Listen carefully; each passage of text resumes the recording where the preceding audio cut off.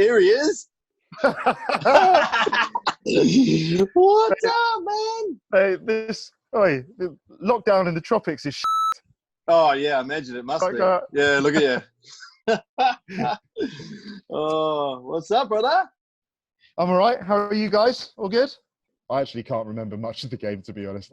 Well, 9 days ago on the stoop, Harlequins experienced the full potency of the Toulouse European machine. Some of the French sides work at the breakdown, eye-poppingly ferocious. The breakdown was a furnace in London, and the firewalkers clearly were Toulouse. Add in the clinical nature of their finishing for the 2 tries, and you had a Harlequins team beaten at home without so much as the hollow joy of a losing bonus point. They need so much more today.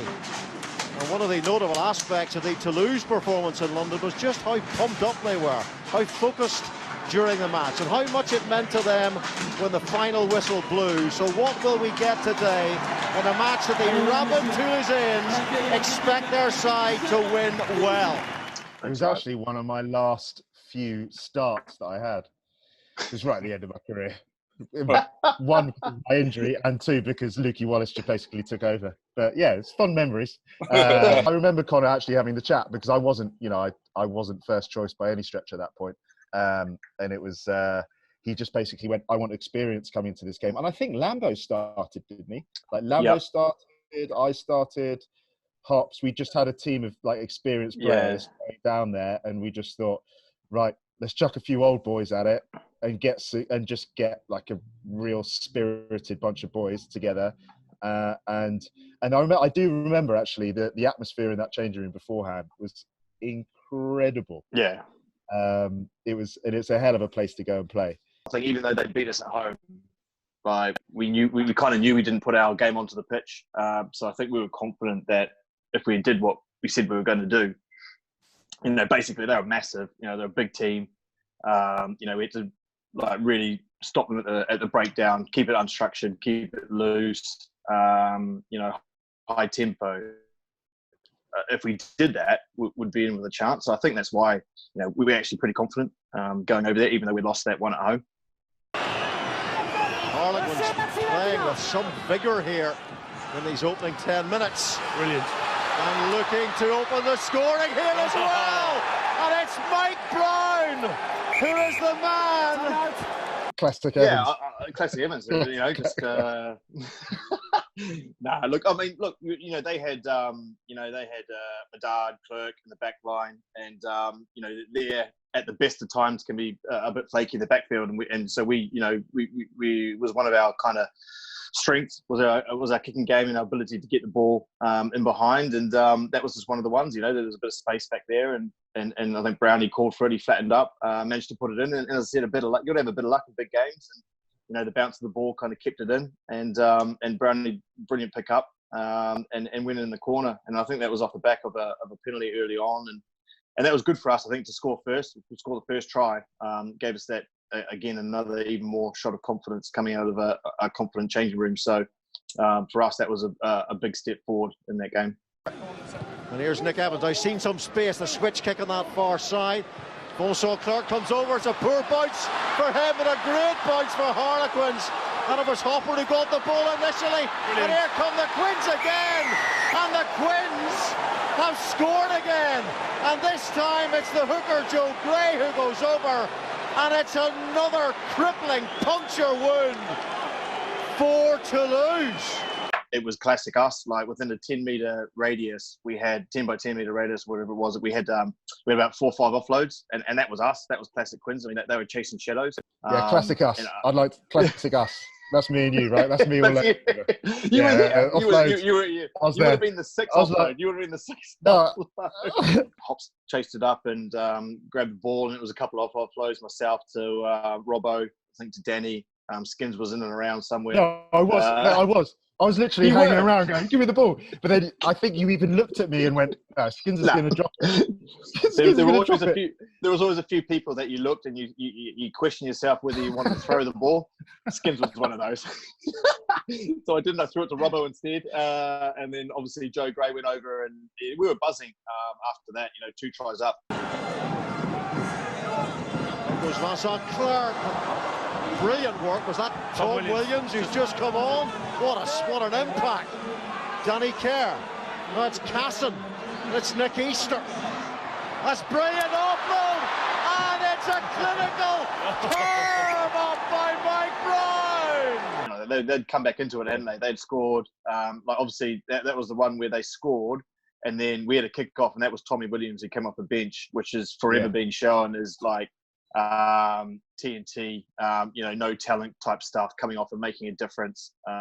So I kick off, and he obviously chases it, smashes, I think, Medard or Vincent Clerk, and then regains the ball, from which 2 passes later, Minty gives an inside ball to Brownie, and Brownie scores. 4 points the difference. This, of course, would take them out to a converted try. In terms of the disparity.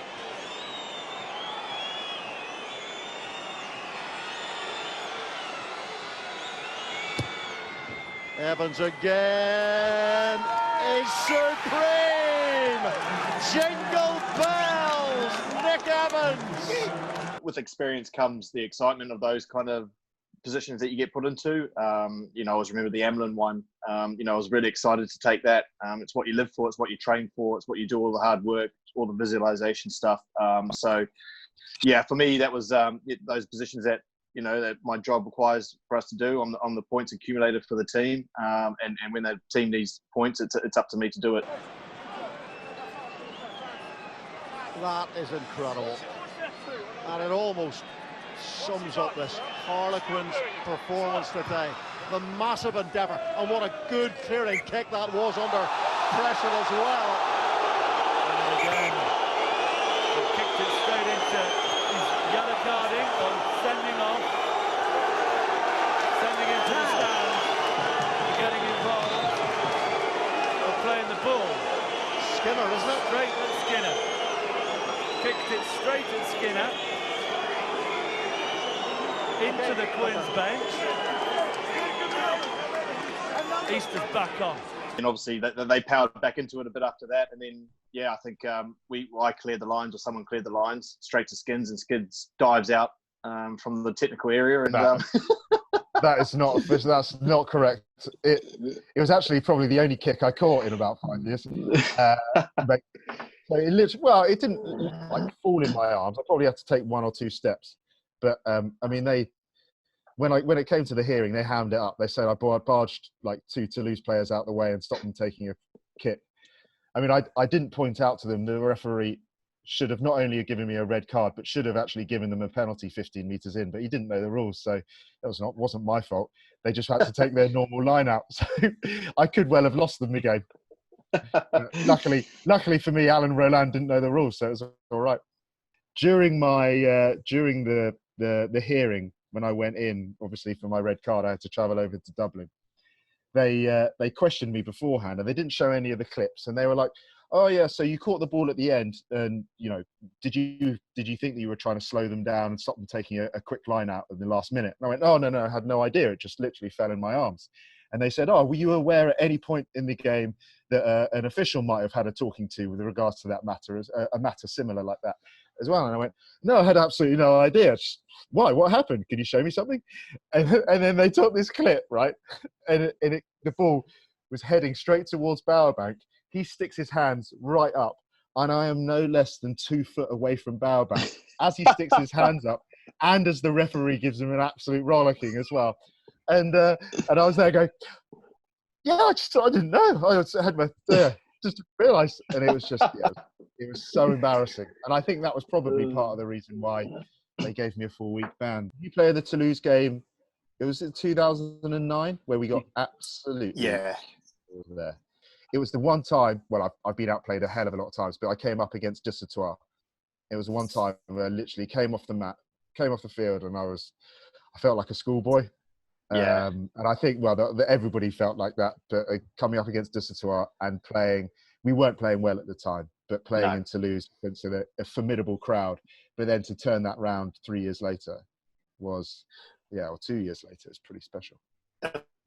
I think so. I think then off the back of that Amlin stuff as well, you know, the confidence that we got for winning in Munster, winning away at Cardiff for the trophy, you know, all those are great kind of memory bank memories, and the ways of dealing with pressure to actually go through, and actually when Toulouse are powering back into it, that we've been here before, and then we can do it. And I think what we had there were really good leaders.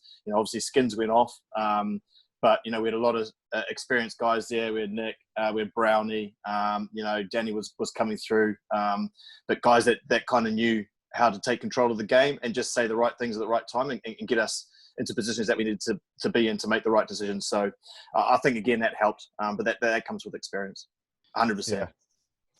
I think like for me, like when I look back at my career, you look at those, big games, big European way. I mean, and then it's what leads on to it, the night out afterwards, like that's what it's all about, to be able to work hard and play hard and do that.